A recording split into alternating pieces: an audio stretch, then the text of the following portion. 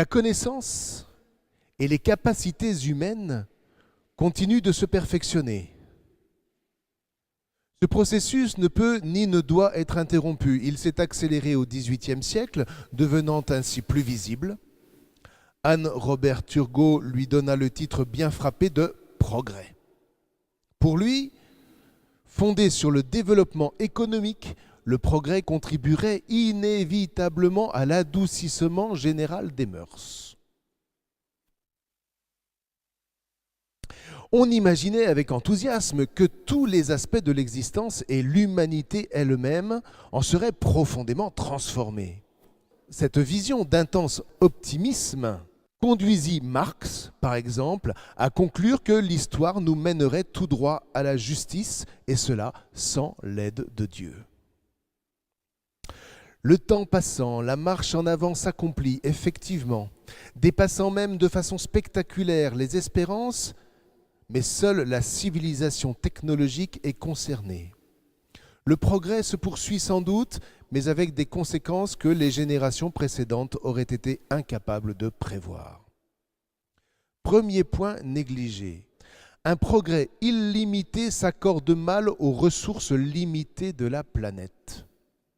Que la nature doit être préservée plutôt qu'exploitée à outrance, que nous saccageons brillamment un environnement qui est aussi notre destin commun. C'était écrit en 1993. La deuxième erreur fut de croire aux vertus annoncées du progrès. Or, la nature humaine ne s'est guère polissée à son contact. On n'avait oublié qu'une seule chose, l'âme humaine. Alors, on va aller un peu plus loin, là. On va aller au deuxième paragraphe avant la fin. Divers penseurs ont souligné à plusieurs reprises, et je cite ici les mots du philosophe russe du XXe siècle Nikolaï Lossky, « Si une personnalité n'est pas orientée vers des valeurs plus hautes que la seule préoccupation de soi, alors inévitablement la corruption et la décadence prennent le dessus. » C'est l'avantage d'être clair. Et Alexandre Solzhenitsyn de poursuivre. Face aux conditions toujours plus complexes de la modernité, nous limiter nous-mêmes est la seule voie pour la préservation de tous, ce qui nous aidera à retrouver la conscience du Très-Haut qui est là, au-dessus de nous, ainsi qu'un sentiment totalement perdu, l'humilité devant lui. Il ne peut y avoir qu'un seul vrai progrès, la somme des progrès spirituels accomplis par les individus, le degré de leur perfectionnement moral tout au long de leur vie. Je vous ai mis de larges extraits de ce discours qui reprend un autre discours qu'il avait fait quelques années auparavant et qui est connu sous le nom de Le déclin du courage. Mais voyez, la première chose que nous dit ce philosophe, c'est que nous ne pouvons, dans le fond, sortir du marasme dans lequel le progrès nous a plongés que par le haut. Que par le haut. Et de ce point de vue-là, vous voyez, l'Église a toute sa place. L'Église que vous êtes, que je suis, que nous sommes tous, a toute sa place dans ce monde. Ce monde nous attend, frères et sœurs. Alors, ceci dit, je me suis demandé ce soir ce que j'allais voir avec vous et je me suis dit que j'allais vous dévoiler l'ensemble de la dynamique. Pour que d'emblée, vous disiez « Waouh !» Parce que moi, quand j'en ai pris connaissance, et plus je l'ai approfondi, à chaque fois, je me disais « Waouh !» Si c'est vraiment ça, grandir en Christ, ça vaut vraiment la peine. Alors, je ne sais pas si je saurais vous communiquer ce feu qui m'anime, mais je vais tout de même essayer. Alors, attention, ce n'est pas parce que je vous donne l'entièreté du système qu'ensuite vous serez autorisé à vous dire « Oh, pour la suite du parcours, maintenant, je sais tout ». Ah non, non, non, non, parce que c'est une chose de savoir, mais aussi c'est une chose ensuite d'incarner ce que l'on sait. Oui. Et ce sera tout le travail des 3 prochaines séances. Et donc, je voudrais déjà que vous considériez que l'exercice que nous avons fait cette semaine, de découvrir notre tempérament, c'est, rappelez-vous, c'est découvrir quel est notre terreau. Le terreau. Et vous vous souvenez qu'il n'y a pas un terreau meilleur qu'un autre. Si vous vous êtes découvert flegmatique ou mélancolique alors que vous espériez être, je ne sais pas quoi, moi, colérique ou rien, c'est pas grave. Je vous rappelle qu'entre la terre du Var et la terre de Bourgogne, c'est pas parce qu'on fait pousser des citrons dans le sud et des cassis dans le nord qu'on peut les comparer. Non, ils donnent des choses différentes, c'est tout. Maintenant, la question, c'est qu'est-ce que je fais avec ce terreau ? Comment est-ce que je vais pouvoir, avec l'aide du Seigneur, développer ses richesses et corriger ses faiblesses ? Voilà. Alors tout dépend, évidemment, si à partir de là, oui ou non, je me rends disponible à l'Esprit Saint. La chose est absolument fondamentale. Est-ce que oui ou non, une fois que j'ai découvert mon terreau, je suis prêt à ouvrir, non pas seulement mon cœur, mais tout entier. Vous voyez, quand on est dans la louange, normalement, je devrais voir, moi, des bras qui se lèvent. Alors, toute la difficulté, et je vais vous passer une petite vidéo, toute simple. Alors, elle est en anglais, mais cet après-midi, je vous ai fait une traduction, donc vous aurez la traduction en bas. Voilà. Hein, on connaît quasiment tous cette histoire, mais ça fait du bien de nous la voir redite à cette manière-là. Voilà. Elle nous dit, dans le fond, qu'est-ce qui est important dans ma vie et comment, dans le fond, classer ce qui doit l'être.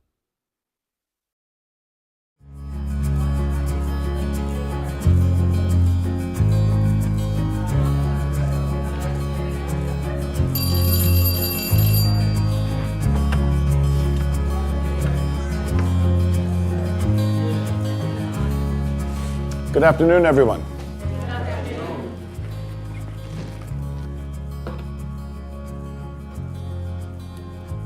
We all have this one life to live, a fleeting shadow amongst all that exists in this vast universe. We have the ability to accomplish anything, truly anything, if we use our time wisely.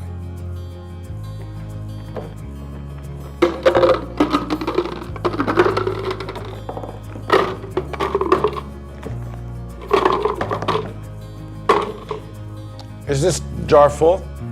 Yes.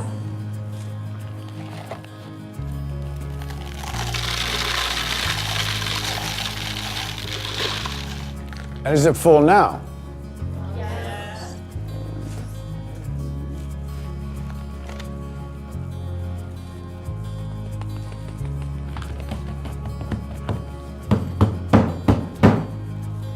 And how about now? Is the jar full now? Yeah, it is.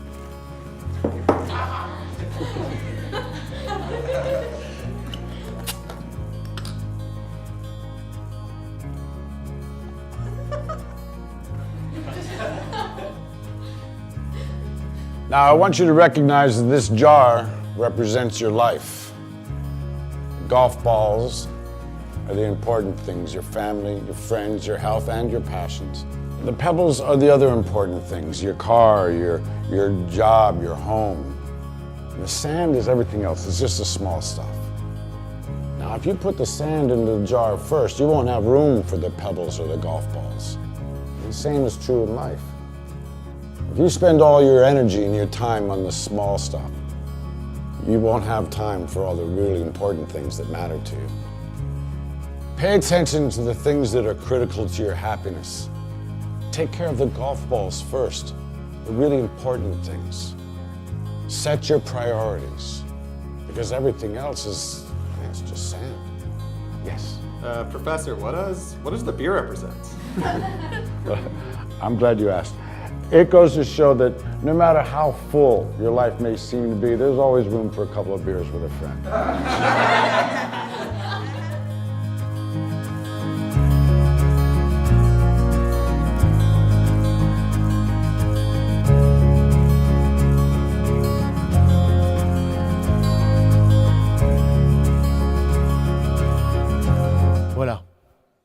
vous avez bien vu que ce n'était pas chrétien particulièrement.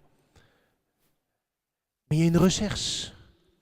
Et peut-être que pour nous, la priorité, elle est effectivement dans la famille, les amis. Mais qu'est-ce qui construit ça? C'est aussi notre foi. Et donc, commencez déjà par mettre le plus important, et qui est précisément notre foi, l'appel que le Seigneur a pour nous. Donc, vous avez vu le terreau de notre tempérament. Comment allons-nous justement faire en sorte que ce terreau porte ses fruits? Le terreau de mon tempérament, c'est mon côté terreux. Mon côté terreux. Il faudrait que je suive aussi un peu la feuille que je vous ai donnée. Donc, mon tempérament est mon terreau. Et, en réalité, le véritable et le seul progrès sera de faire fructifier ce terreau.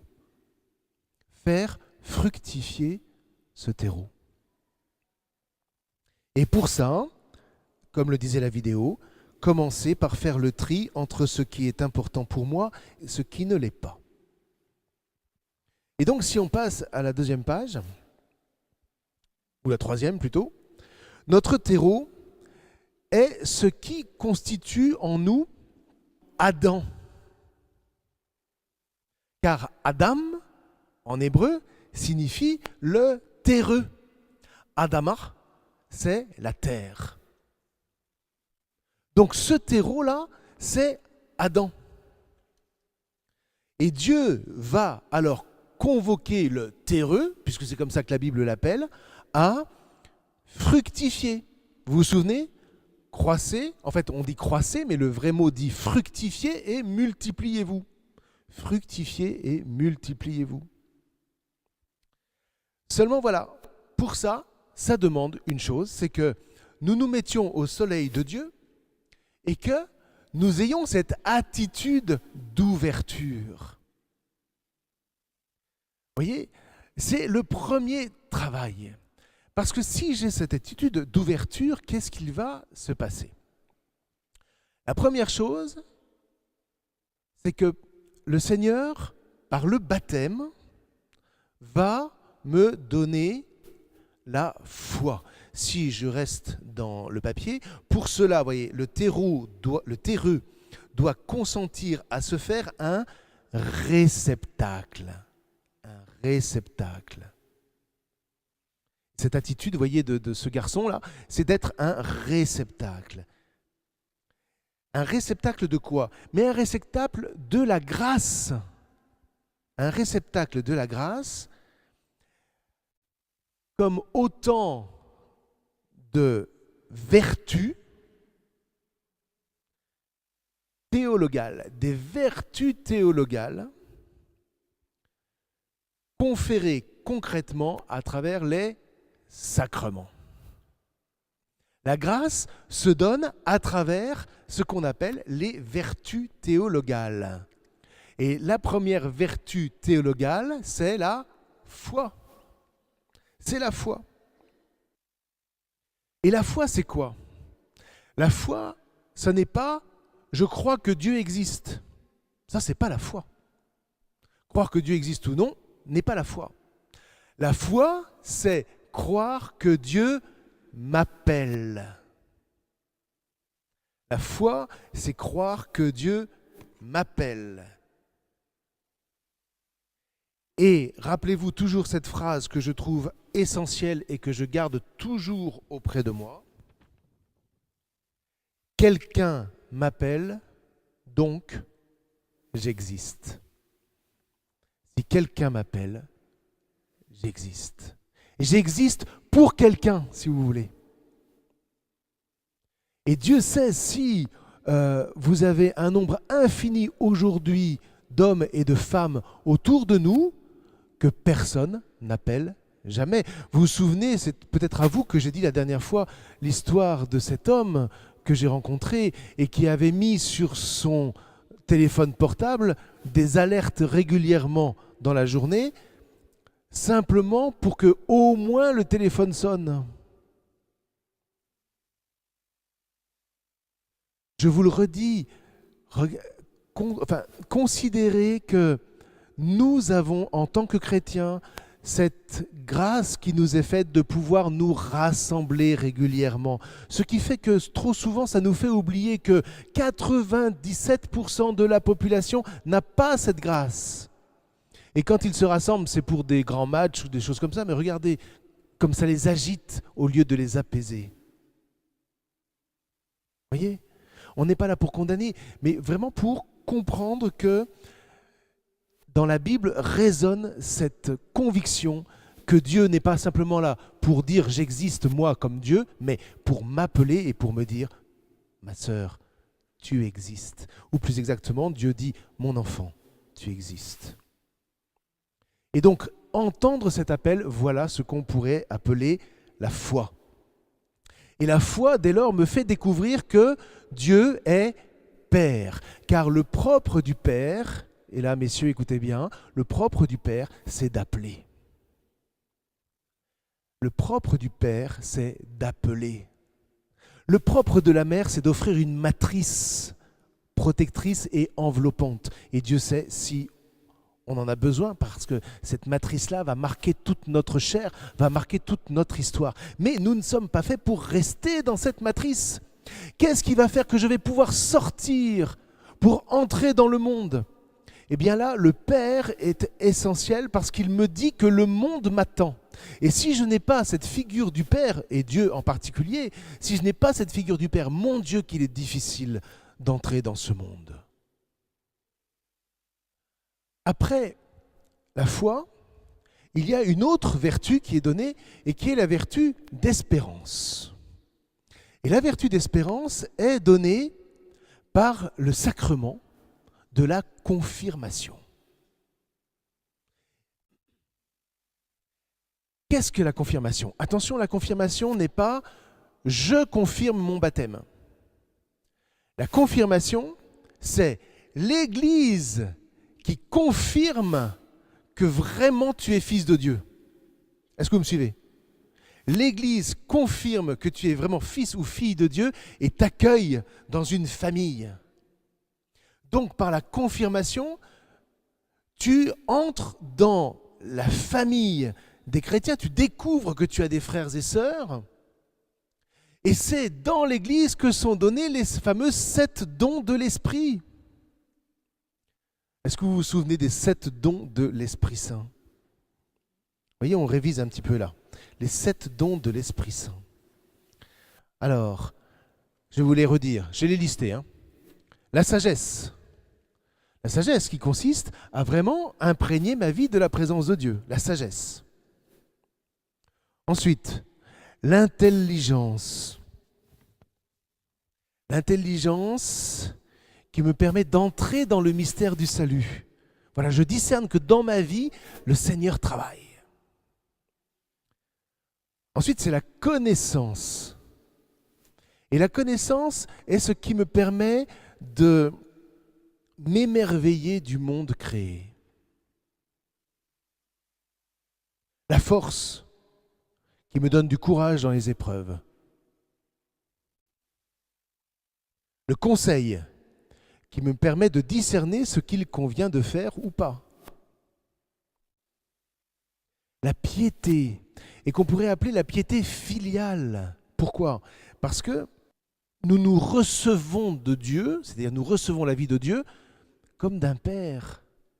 Et donc la piété, voilà, c'est cette reconnaissance que nous recevons tout de notre Père. Et puis la crainte, c'est-à-dire, attention là, c'est l'acceptation que Dieu n'est pas nous. La crainte, c'est l'acceptation de l'autre. Il y a un autre que moi, et le fait qu'il y ait un autre que moi, ça ne m'empêche pas de vivre. Au contraire, un jour je vous expliquerai ça si vous le voulez, mais le fait que l'autre soit autre que moi, c'est précisément ce qui va me permettre de le rencontrer en vérité. Si vous n'êtes pas autre que moi, qu'est-ce qu'on va vivre, vous et moi ? Une fusion. Ça ne vous emballe pas plus que ça, hein ? Moi non plus, rassurez-vous. Oui, dans une fusion, on ne peut rien faire. La fusion, c'est l'amour de moi. Or, si l'autre est autre, à ce moment-là, c'est la condition pour que je puisse faire avec lui une véritable rencontre.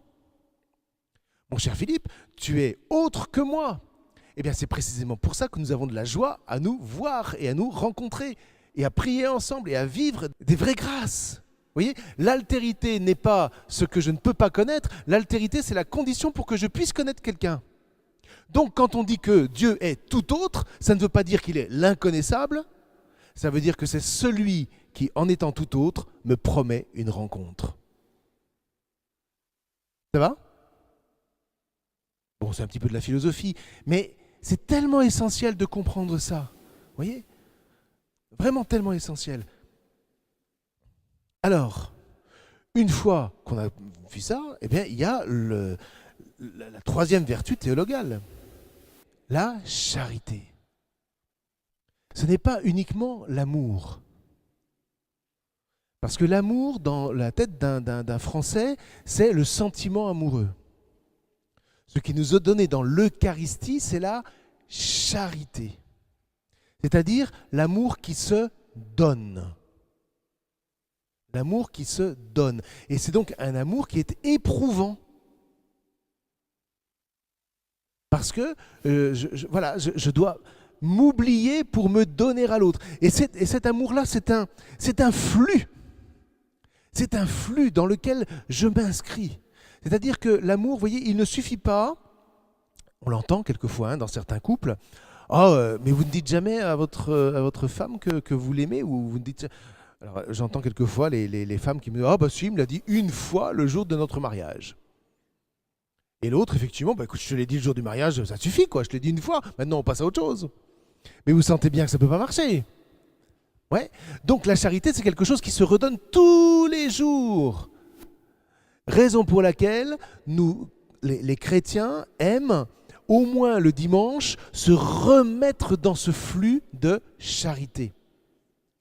Et pour aller jusqu'au bout de ce que je voudrais vous dire ici, c'est que cette charité-là, c'est pas simplement de l'amour gentillet, Jésus est généreux. Hein. Attention, quand on dit que Jésus s'est fait notre frère, on ne dit pas simplement que bon bah, c'est sympa, il s'est fait notre frère quoi. Non. Car s'il s'est fait notre frère, allez dire à mes frères que je les attends en Galilée. Il y a une loi dans la Bible qui est très importante.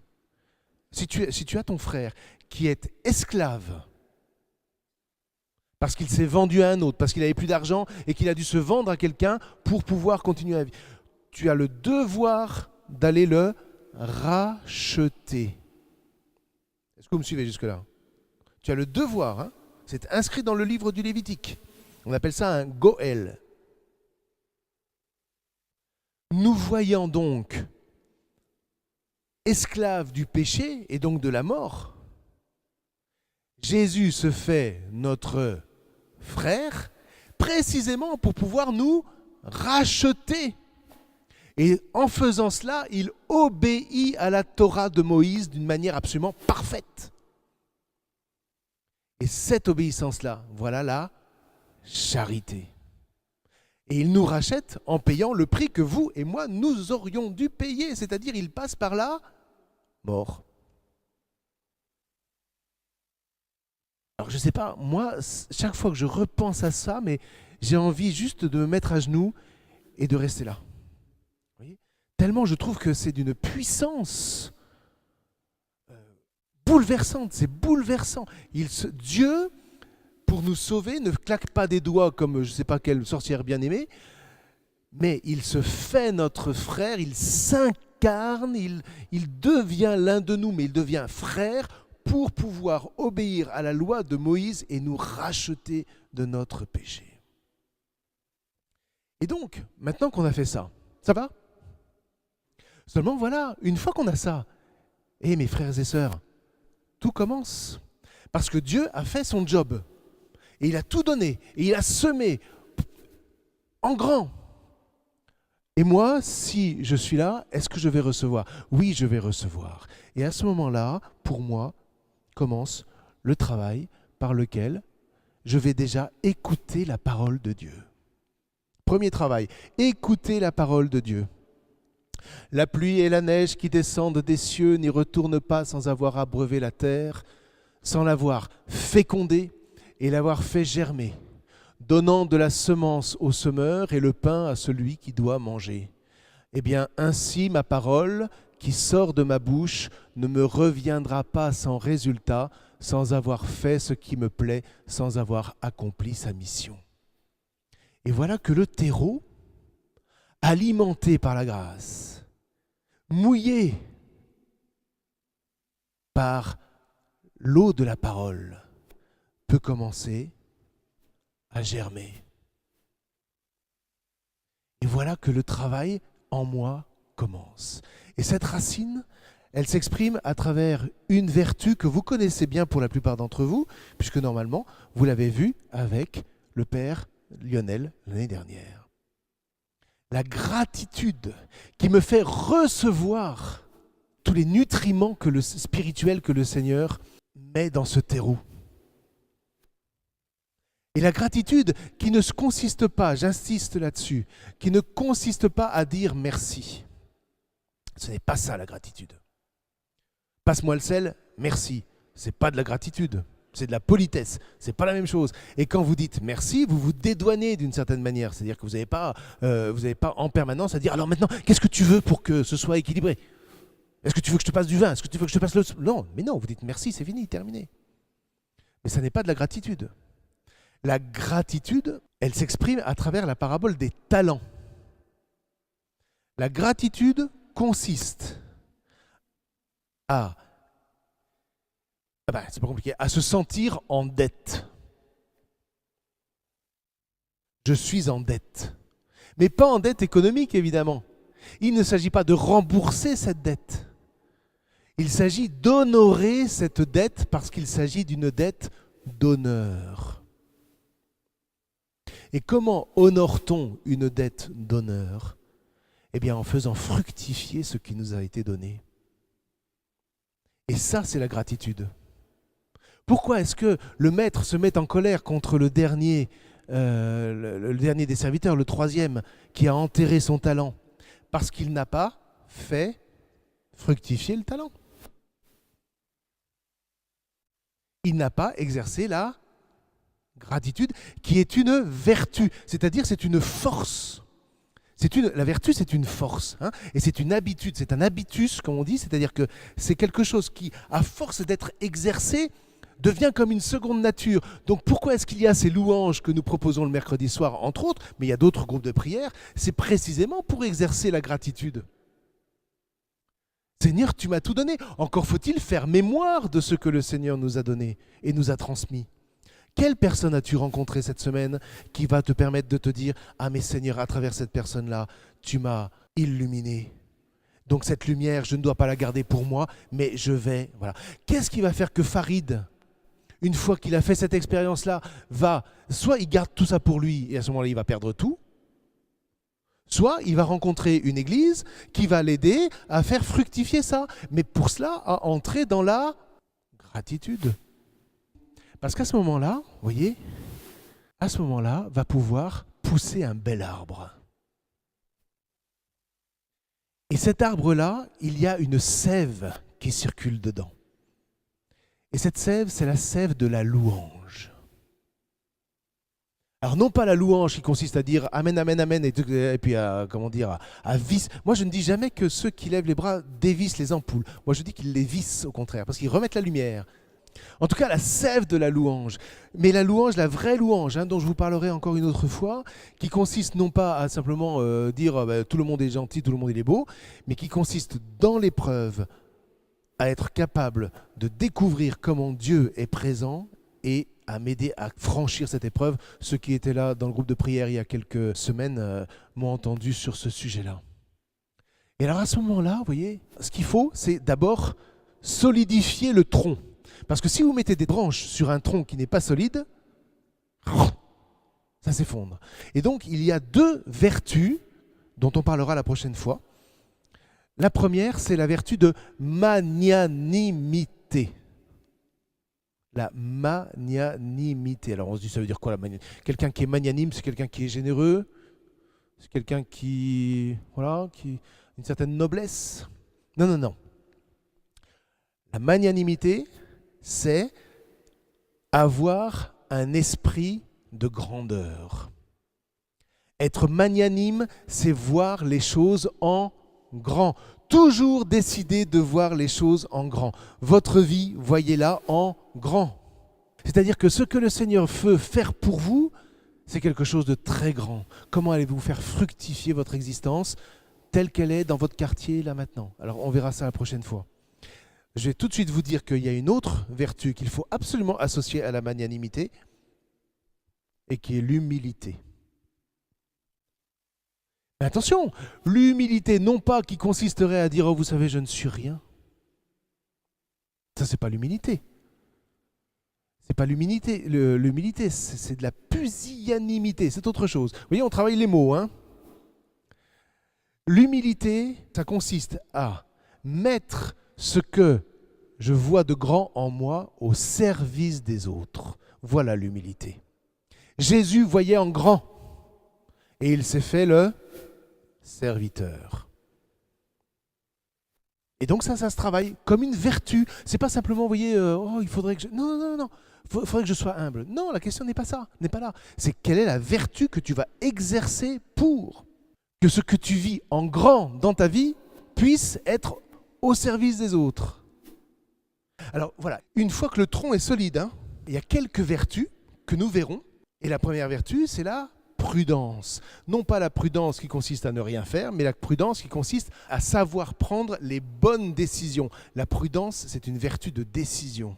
J'apprends à discerner pour prendre la bonne décision. La deuxième vertu, tout ça on appelle ça les vertus cardinales, hein, mais je vous expliquerai. La deuxième vertu, c'est le courage. Ah, j'ai pas envie de venir. Ouais, mais quelle est la vertu que j'ai besoin de mettre en œuvre là? Parce que là, je suis en train de retomber dans ma faiblesse flegmatique. Et donc, peut-être qu'il faut que j'exerce la vertu de courage. Et exercer la vertu de courage, ça veut dire, allez, je vais rejoindre mes frères pour louer. Mais vous voyez, j'ai besoin de le conscientiser. Sinon, on est toujours en amateur. Quelle est la vertu qu'il faut que j'exerce là? Quelle est la vertu? Eh bien, la vertu de courage est juste une vertu essentielle, on le verra. Et puis ensuite, il y a la maîtrise de soi. Ce qu'on appelle aussi la tempérance. Vous voyez, quand on se laisse aller, je ne sais pas moi, en temps de carême, et puis il y a une bouteille de vin sur la table, je suis bourguignon, hein, donc voilà. Enfin, j'ai vu que dans le Var, c'était pas mal non plus. Et je me dis, qu'est-ce que je fais? C'est le carême, je bois pas. Vous voyez, à midi, on a mangé ensemble avec le père Pascal et le père Paolo. On s'est dit, qu'est-ce qu'on fait? On met une bouteille de vin, maîtrise de soi. On s'est dit, non, on met une bouteille d'eau. C'est pas énorme comme effort, mais malgré tout, on le marque et on s'encourage les uns les autres. Oui. Et bien voilà, c'est un petit élément de la maîtrise de soi. Et quelquefois, il faut du courage pour exercer la maîtrise de soi. Mais ça peut se faire. Et puis, il y a la dernière qui est la justice. Est-il juste que je fasse ceci ou cela?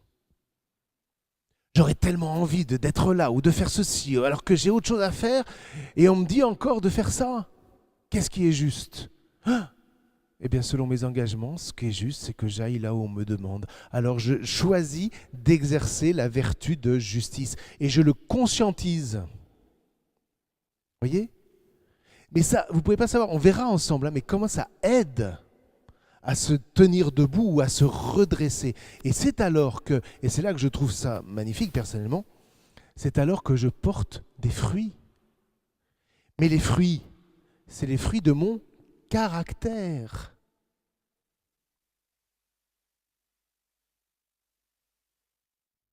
Regardez bien comment on est passé du terreau, Adam, le terreux, avec son tempérament. C'est pas le terreau qui porte du fruit, hein, jamais. N'importe quel jardinier vous dira ça. Le terreau ne porte pas de fruits. C'est ce que je plante dans le terreau. Et comment je vais aider ce que j'ai planté à se solidifier qui va porter du fruit. Et voilà ce que Jésus nous demande de porter comme fruit. Je vous ai donné quelques textes à relire. Mais quand Jésus nous demande de porter un fruit qui demeure, eh bien c'est celui-là. Et vous voyez comment ce fruit est porté par les vertus théologales, est porté par la grâce, mais en même temps, il ne fait pas l'économie de moi et de ma réception de la grâce.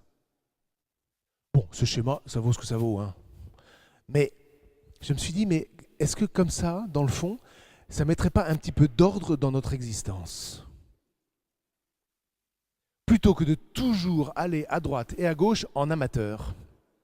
Et ça, franchement, alors à part cette histoire de vertu théologale et de gratitude, même l'humilité, nos anciens ne savaient pas ce que c'était que l'humilité, hein, quand c'était la Grèce antique, ils ne savaient pas. Mais la prudence, la maîtrise de soi, le courage et la justice, c'est un exercice qui est donné depuis avant Jésus, depuis 2500 ans. Et ça a mis des gens debout. Et on s'est transmis ça, et je voudrais qu'on termine là-dessus, on s'est transmis ça de génération en génération comme une vraie fierté. Par quel aveuglement diabolique avons-nous pu oublier de transmettre à nos enfants cette magnifique arborescence pour porter du fruit ? Vous voyez ? Alors maintenant, écoutez, on ne va pas se lamenter, hein, parce que ce n'est pas le but. Et ça ne sert à rien. Mais l'essentiel, c'est maintenant de se dire, voilà, nous allons laisser le Seigneur nous faire renaître. Nous naissons comme un terreau, et voilà la renaissance en Christ. Moi, personnellement, vous voyez, tous les matins, je me remémore ça, et je me dis, Seigneur, travaille ce qu'on appelle mon caractère. Ouais. Et depuis... Croyez-moi, je ne crois pas avoir dit à quiconque, en tout cas depuis que je suis arrivé, vous ne m'avez jamais entendu dire ça, je suis sûr, je suis comme ça, il faut me prendre comme je suis. Jamais. Jamais. Ça, c'est de la paresse. C'est de la paresse. Je suis comme ça. Ouais, vous savez, j'ai un tempérament, je suis solitaire. Alors, faut pas m'en vouloir, mais je suis comme ça. Ah mais non, ma sœur. Parce que tes frères et tes sœurs, ils t'attendent. Ils ont besoin de toi. Alors peut-être qu'il faudrait que tu exerces, déjà que tu regardes avec magnanimité ta vie. À quoi tu es appelé si tu restes toujours chez toi ?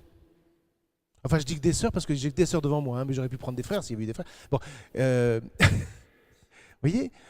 Et un peu d'humilité. Ça veut dire quoi que tu restes renfrogné chez toi et puis qu'on ne peut pas te sortir de chez toi ? Et puis un peu de courage pour sortir. Et tu vas voir que tu vas porter du fruit, non pas du fruit simplement de ce que tu es, de ton tempérament, mais du caractère, c'est-à-dire du travail que tu auras opéré avec la grâce sur ta vie. Vous voyez ? Et l'Esprit Saint, il travaille là-dedans. Et c'est ça le carême. Donc le carême, c'est vraiment pas simplement se priver de chocolat ou je ne sais pas quoi. Non, c'est de se dire, allez Seigneur, redonne-moi la joie d'exercer les vertus. Et si on le fait pendant 40 ans, on fait le pari que ça éclairera les 325 jours qui suivent. Alors je vous ai donné quelques travaux pour cette semaine. Tout simple. Relire Genèse 1 et 2, les chapitres 1 et 2 de la Genèse. Pour vous dire, mais c'est quoi ce Adam que Dieu crée ?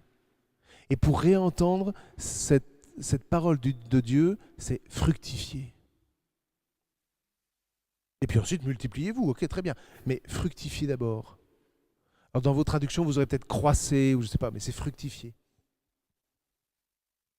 Ensuite, vous voyez, contempler Adam comme un terreau. Bon. Ensuite, relire la parabole des talents. C'est le moment. C'est le moment.